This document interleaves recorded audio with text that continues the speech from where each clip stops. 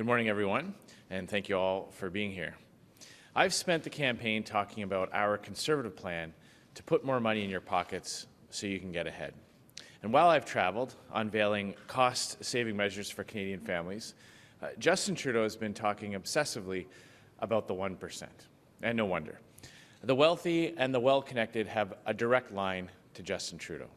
Whenever his millionaire and billionaire friends called, Justin Trudeau jumped at the chance to hand them millions of dollars, whether there was any reason for it or not. It's clear that under Trudeau, the more you have, the more you get. Now, this simply isn't right.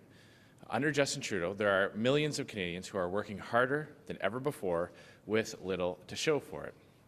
Sous Trudeau, des millions de Canadiens et Canadiennes travaillent plus fort que jamais sans voir de résultats. It's time for a government that puts your needs first. Yesterday, I unveiled my plan to do just that, my plan for you to get ahead. Unlike Trudeau, a new Conservative government will put more money in your pockets so you can get ahead. Il est temps d'avoir un gouvernement qui traite vos besoins en priorité. Hier, j'ai présenté mon plan pour le faire, mon plan pour améliorer votre quotidien. Contrairement à Trudeau, un nouveau gouvernement conservateur va mettre plus d'argent dans vos poches pour que vous puissiez améliorer votre quotidien. Now, how are we going to do it? First, we're going to cut taxes. With our universal tax cut, every Canadian saves. A couple earning average salaries saves $850 a year. We'll scrap the carbon tax that makes everyday essentials more expensive for families. We're going to take the GST off home heating. We'll bring in the Green Public Transit Tax Credit, saving a family who takes transit almost $1,000. We'll make maternity benefits tax-free, putting up to $4,000 back in the pockets of new parents.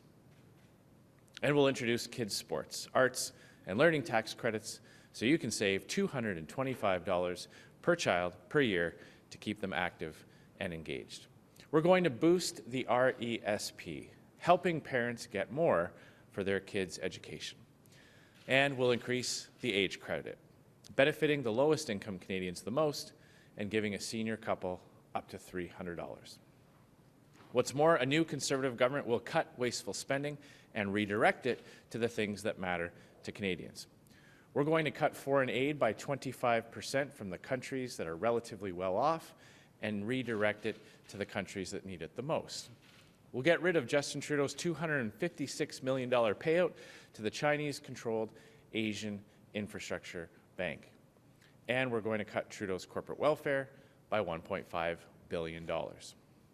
Right now, the Liberal government gives taxpayers' dollars to wealthy executives, shareholders, and foreign companies.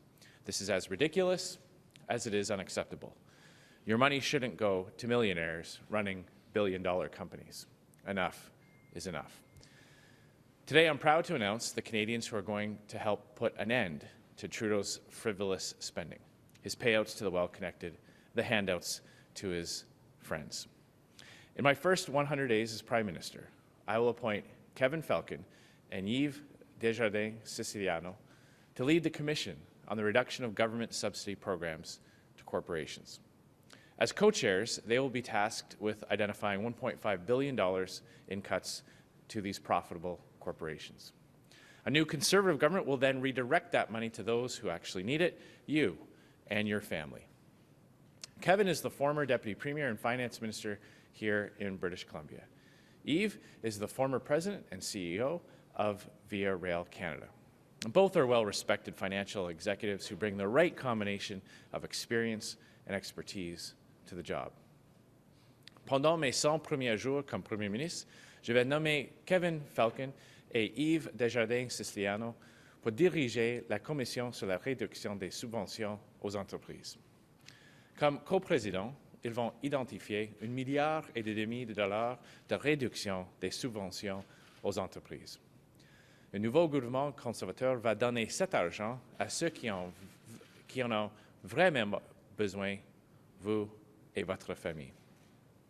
Kevin est l'ancien vice-premier ministre et ministre des Finances ici, en Colombie-Britannique, Et Yves est l'ancien président directeur général de Via Rail Canada.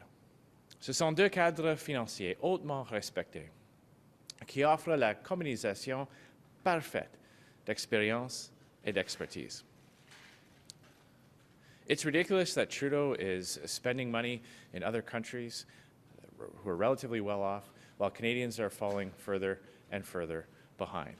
And I'd like to thank Kevin and Yves for agreeing to oversee this important initiative, and I look forward to them getting down to business after October 21st. As I've said throughout the campaign, Canadians face an important decision on October 21st. Who do you trust to put more money in your pockets so you can get ahead? Unlike Trudeau, I have a plan for every Canadian to get ahead. More money for you to pay for your bills, your groceries, to save for your kids' education. More money for seniors on fixed incomes. More for recent graduates and new Canadians who have just entered the job market. More money in your pocket, more money for you, for your kids, for your retirement. You shouldn't have to be a billionaire to get your government's attention. Instead, you deserve a government that knows how hard you work, understands how much you already pay, and has a plan to help.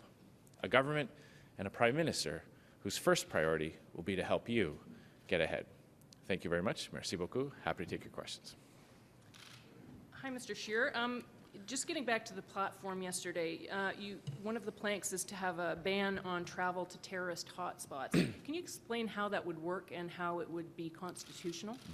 Well, what we're saying is that when people go to places where there are clearly terrorist activities or places where ISIS and other types of terrorist organizations are engaged in war, genocide, and things like that, that people will have to show a reverse onus on the rationale and the reasons for why. There are other aspects of the criminal code that have these reverse onus provisions, and we think it's incredibly important when we see people who have returned from fighting with ISIS and our law enforcement agencies not able to get proceedings started to have these types of additional tools. The Conservatives have made a lot of noise about the broken promises of Justin Trudeau and the Liberals. Can you commit to delivering on every promise in your platform? Absolutely. We know from Justin Trudeau's track record that he has broken promises and he has been dishonest with Canadians. And this is the choice this election. A Liberal government that has lost the confidence of Canadians, that has raised taxes, borrowed billions of dollars, and made life more expensive, and a Conservative government that will live within its means, get back to balanced budgets, cut taxes, put more money in the pockets of Canadians so that they can get ahead. That is the choice this election. Oui, on peut garantir nos engagements. Et ça, c'est le choix, cette élection. Un gouvernement libéral qui a perdu la confiance des Canadiens, qui a augmenté les impôts et rendre la vie plus chère, et un gouvernement conservateur qui va éliminer le gaspillage, réduire les impôts, laisser plus d'argent dans les poches des Canadiens. Hi, it's Annie Bergeron-Oliver with CTV National News. The Liberals have been telling voters since the start of this campaign that a vote for the Conservatives means more cuts like Ontario has seen under Doug Ford. Your budget does include tens of billions of dollars in cuts. Does that not play into the Liberals' narrative? And what do you say to voters who are concerned about the impact of the cuts in the platform? We're being very clear on two very important issues. One, we are going to increase spending for healthcare, education and social programs. We have made that commitment. We're going to increase spending on that, investments in that, by at least 3% a year. We are also being very clear on where we are going to find the savings to pay for our tax cuts. We are going to cut corporate welfare by $1.5 billion, foreign aid by 25%, and we are going to stop the wasteful spending, like what we call in Ottawa March Madness, where departments spend hundreds of millions of dollars at the end of the fiscal year on TVs and phones and chairs and desks, and we're going to put that money back in the pockets of Canadians with our tax cuts, our universal tax cut, scrapping the carbon tax, taking the GST off home heating. That is the choice this election. A Liberal government that continues to borrow and raise taxes, and make life more expensive, and a Conservative government that gets back to balanced budgets, puts more money in the pockets of Canadians, and helps Canadians get ahead. Oui, alors nous avons été toujours clairs, on va éliminer 1,5 milliard de dollars de les subventions corporatives et 25% de l'aide étrangère. Et on va éliminer le gaspillage au département comme on s'appelle en Ottawa le March Madness, où les départements dépensent des millions de dollars sur les choses comme les chaises, les nouveaux ordinateurs, les choses comme ça. Et on va rendre la vie plus abordable avec les baisses d'impôts. Ça, c'est le choix de cette élection. On a different subject, we're in a hotel today that's attached to a casino, and it's been estimated that more than $2 billion last year alone of dirty money flowed through BC casinos. I'm wondering what your plan is to crack down on money laundering, and if you would work with the NDP government provincially here in BC to try to end some of that practice. Well, absolutely, yes. We've already made the announcement that we will conduct an inquiry into money laundering as it relates to real estate. That is something that has an impact on higher housing prices in many of our major cities. And of course, as we learn more about the situation here in British Columbia, we will absolutely work closely with the provincial government to crack down on money laundering and all the related types of criminal organizations and criminal offenses that go with it. Bonjour, Philippe Vincent-Foisy de Radio-Canada. J'ai une question j'ai une question pour vous sur la culture. Quand vous étiez à la chefferie du Parti conservateur, vous disiez qu'il pourrait y avoir des compressions à CBC. Là, dans votre plan hier, j'ai pas eu l'impression de voir des compressions en culture, mais j'aimerais juste comprendre, c'est quoi votre plan pour la culture? Est-ce que les budgets, Radio-Canada, CBC, ONF, Téléfilm Canada, etc., continuent d'augmenter comme c'est prévu, sont gelés, ou vous faites des compressions? Oui, alors on va continuer d'investir dans la culture. C'est très important comme un pays de reconnaître notre histoire, notre culture, les environnements très importants dans notre passé. J'ai fait une annonce que je vais rendre les frais pour les musées. On va éliminer les frais pour les musées nationaux.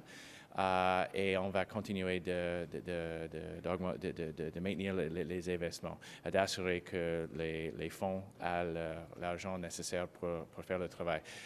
On va éliminer le gaspillage. Ce n'est pas une question de les programmes ou les services pour les Canadiens. C'est le gaspillage. C'est le gaspillage comme le March Madness, comme le fait qu'il y a des départements qui engagent les consultants extérieurs avec les salaires très élevés. Quand on a des fonctionnaires avec l'expérience qui peuvent faire le même travail, des choses comme ça. On va éliminer le gaspillage dans ces endroits-là pour baisser les impôts pour les Canadiens. Mais dans les institutions culturelles, est-ce que vous allez éliminer le gaspillage, comme vous dites? Est-ce que vous allez essayer ou demander à ces institutions-là d'être plus raisonnables? Juste m'assurer qu'on comprenne bien. Ça, c'est nos annonces hier, c'est ciblé sur les départements. C'est vraiment, quand on a des édifices vides partout au Canada, le gouvernement doit payer pour les édifices sans occuper, 100% occupés. Quand on a à la fin de l'année fiscale, les départements qui achètent les nouveaux téléphones, les nouveaux ordinateurs, il y a le gaspillage là. Aussi, on va éliminer 25% de budget pour l'aide étrangère. Ça, c'est les endroits où on va épargner l'argent. Sur la culture? Non, absolument. On va protéger les institutions, les programmes qui assureraient que les Canadiens savent notre histoire, notre culture. Hi, Mr. Scheer. Shannon Proudfoot with Maclean's. I notice every time you're asked a very broad question about cuts or about your plans, and you just did it now with Annie's question, you go right to emphasizing that your government would continue to increase health and social transfers to the provinces. I just wondered, what is that sensitivity there? What is your sense of the importance of those kind of programs to Canadians, or their concerns about possible cuts to them under a Conservative government? Well, I think Canadians always want to know that public services like healthcare will continue to be invested in, that it's essential that we have the very best care available to us, and that our hospitals and our medical experts will continue to be able to provide high-quality healthcare services for all Canadians. And that's why I'm always very clear that we are going to increase spending for healthcare, education, social programs. Canadians can have confidence knowing that the federal government will continue to be a partner in ensuring that Canadians get the services that they deserve. and also being very clear on where we are going to eliminate wasteful spending, like foreign aid to countries that are relatively well off, like ending March Madness in Ottawa, and the practice of hiring outside consultants within departments when there are public servants that have the expertise that could do that work. That is where we're going to find those savings, because that ultimately is the choice between a Liberal government that will continue to just spend billions and billions and borrow money and raise taxes to pay for it, make life more expensive, or a Conservative government that will live within its means, get back to balanced budgets responsibly so we can lower taxes, leave more money in the pockets of Canadians so they can get ahead. Secondly, when you unveiled your platform yesterday, you and party officials were sort of at pains to say there wasn't much new in it, that this had all been rolled out and announced already. And yet, almost all the coverage yesterday framed it in terms of billions and billions of dollars of cuts totaled up. What does that framing versus what your obvious preferred framing was tell you? We're very happy with the way Canadians received the information about our platform. They saw in the exactly how we're going to help them get ahead. We've been talking about our universal tax cut for weeks. We're talking about our public transit tax cut for weeks.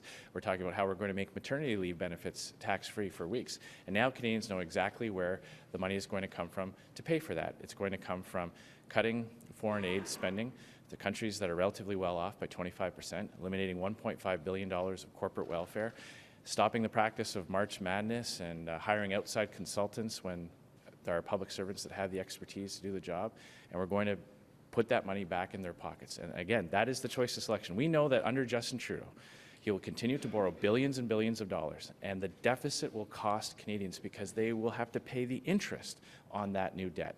That is Justin Trudeau's choice. My choice is to get back to balanced budgets so we can leave more money in the pockets of Canadians so they can get ahead. Andy Blatchford, Canadian Press. Mr. Scheer, as Prime Minister, you would appoint the next Bank of Canada governor in just a few months. What are you looking for in a new bank governor, and would you be open to extending Governor Polaz's mandate? Mm-hmm. I think one of the things we want to make sure is that Canadians can have confidence that the Governor of the Bank of Canada operates independently, looks at economic indicators to make decisions about monetary policy. These are the types of decisions that the governments face, and we'll look at that when the time comes. Right now, we're focused on earning the trust of Canadians on October 21st, ensuring that they know exactly what they're going to get from a Conservative government, how we're going to lower taxes, put more money in their pockets so they can get ahead. And the part on possibly extending Governor Polaz's mandate? Again, those are things we'll look at after the election. We're focused right now on earning the trust of Canadians. That's our focus for the next 9 days. And would you support an adjusted mandate for the Bank of Canada itself, such as a change to the current 2% inflation target? Again, right now we're focused on ensuring Canadians know exactly what's in our platform. The things that we're going to implement after October 21st will be what's in our platform, and Canadians can have confidence that we're going to lower their taxes, get back to balanced budgets so we can leave more money in their pocket. Hi there, Mr. Scheer. David Cochran with the CBC. We've got 9 days left. If you look at the top line polling numbers, you and the Liberals have pretty much been in a statistical tie. Nobody seems to be in a majority territory right now. So with 9 days left to go, what do you need to do to break through to try to get your party into majority territory? We're feeling very optimistic, very confident as to where we're at in this campaign. We just had an event last night with over 1,200 people from all over the region in British Columbia coming to our event, excited. We're hearing from our candidates, more and more volunteers are coming out to get the message out, to get the vote out. The early indications from our advanced polls are very, very encouraging. So I'm confident that over the next 9 days, when Canadians see the choice, and now that they see Justin Trudeau continually launching negative attacks and making things up and doubling down on his massive deficits and knowing that taxes will go up to pay for that, they see that on the one hand, and they see our plan, which is fully costed, which shows exactly how we're going to get back to balanced budgets. We stop borrowing money. I believe that Canadians are going to be very happy with that choice to vote Conservative. Oui. Il y a 9 jours qui restent dans cette campagne. Nous sommes très confiants. Nous avons eu plus de 1200 personnes hier soir à un événement à Langley. Et c'est clair que nous sommes très confiants et nos candidats nous disent que il y a plus de bénévoles qu'au début de la campagne et les réponses à l'époque étaient très encourageantes. Les Canadiens savent le choix. les augmentations des impôts et le coût de la vie avec les libéraux et les baisses d'impôts et une vie plus abordable avec les conservateurs. If we do end up in an outcome of a hung parliament, which seems the most likely outcome at this point, 9 days out, do you attempt to try to form a minority government? Is there a natural partner there for the Conservatives? Because when you look at the options on issues such as climate pricing or pipelines, there's not a natural fit. So if we do end up with this hung parliament that seems likely at this point, how do you handle that? Who do you go to? We are going to be finishing off this campaign for the next 9 days, asking Canadians to put their confidence in us to endorse our plan for a more affordable life, for lower taxes, for a government that lives within its means. I'm very optimistic that Canadians are going to give us the mandate to implement that agenda. Nous sommes très confiants. Nous avons proposé un plan pour rendre la vie plus abordable, pour baisser les impôts, et je suis confiant que les Canadiens va nous donner un mandat. Hi, Bob Mackin with TheBreaker.News. I'll make another reference to the location here being in a casino complex and that being a major issue here in British Columbia. One of the reports that was done for the BC government was by Peter German, former head of the RCMP in Western Canada. And in the report, he wrote about how the money laundering at casinos is connected to the real estate industry, which is connected to the illicit drug trade. In his most recent report, he noted that Seattle, Tacoma, at their port and airport, they've got 150 dedicated police officers to the port's operations. Here we have none. It's left to the area police of jurisdiction to try to add it on to their duties. The Chrétien Liberals shut down the Ports Canada Police back in 1999, and we're now living here in Vancouver the consequences of that. Would the Conservative government bring back the Ports Police? Well, we would certainly be open to suggestions that would increase the ability for our law enforcement to go after criminals and criminal organizations. I will reference that specifically in my plan for a Safer Canada, where Justin Trudeau is focused on asking law-abiding Canadians to follow more laws. We're actually going to give the police forces the tools they need. We actually call specifically for increasing resources at our ports and tearing down the silos between different police organizations so it's easier for them to share information and go after the criminals and the criminal organizations. And you previously acted, bless you, no problem. You previously acted in the Speaker's role in Parliament. Here in British Columbia, the Speaker of the provincial legislature, Darryl Plecas, has become a bit of a folk hero for rooting out corruption and pushing towards secrecy, the end of secrecy at the legislature, where the Freedom of Information law provincially does not apply to the legislature, but it will soon. Would a Conservative government press in that direction to make all offices of Parliament where all taxpayers' money is being spent subject to the access to information law? It isn't right now. Mm-hmm. Well, I'll reference the fact that when I was Speaker of the House of Commons, I oversaw the Board of Internal Economy, who took unprecedented measures to initiate the practice of what's called proactive disclosure, whereby much more detailed information on how members of Parliament and their office budgets were spending money were provided to the public proactively, so that information was posted on a website for all Canadians to see. Those were historic changes that were made while I was Speaker, and Conservatives supported the measures this Parliament to have the Board of Internal Economy meetings opened that are now done in full view of the public and in full view of the media. Well, the same thing was happening here in British Columbia, but corruption still happened because it wasn't subject to the access to information law where citizens could go and demand to see information. The clerk and the sergeant-at-arms are both under police investigation here, and really the root cause is that they were allowed to exist in a bubble of secrecy, similar to the way it still operates in Ottawa. Well, as I say, we are always open for new ways to be more accountable and open and transparent. We believe in that. That is the way we'll operate our government. And as it relates to the Parliament, as I said, while I was Speaker, we took unprecedented steps. The regime for proactive disclosure got much more detailed, provided much more information to Canadians. And again, now those Board of Internal Economy meetings are open to the public, and we are more than willing and more than happy to continue down that road of becoming even more open and transparent for Canadians. I firmly believe as a Conservative that any time the government takes your money and spends it, they have to be accountable for where that goes. That includes all branches of government, and that's exactly how we will govern in the future. And how much will Kevin Falcon be paid? What's that? How much will Kevin Falcon be paid for this assignment? That'll be subject to when we form government, putting this commission together. I'm very excited to have his expertise on this. When he was minister here in British Columbia, not only was he instrumental in looking at eliminating the corporate welfare at the provincial level, but also in ensuring that the regulatory regime here in British Columbia actually had benefit for economic growth. Hi, Mr. Chair. Mercedes Stevenson, Global News. Your party was running Facebook ads targeting the Chinese language community in Chinese, accusing the Liberals of planning to legalize hard drugs. You haven't said anything like that in English. Do you believe that the Liberals are going to legalize hard drugs? Because there's not really anything about that in their platform. Well, I point you to their own comments. The fact that at the Liberal convention, this was a policy proposal that was supported. High-profile star candidates and members of Parliament have indicated their support for decriminalization. And when Justin Trudeau was asked this question specifically, the best he could come up with was that it was not something that he would do right away.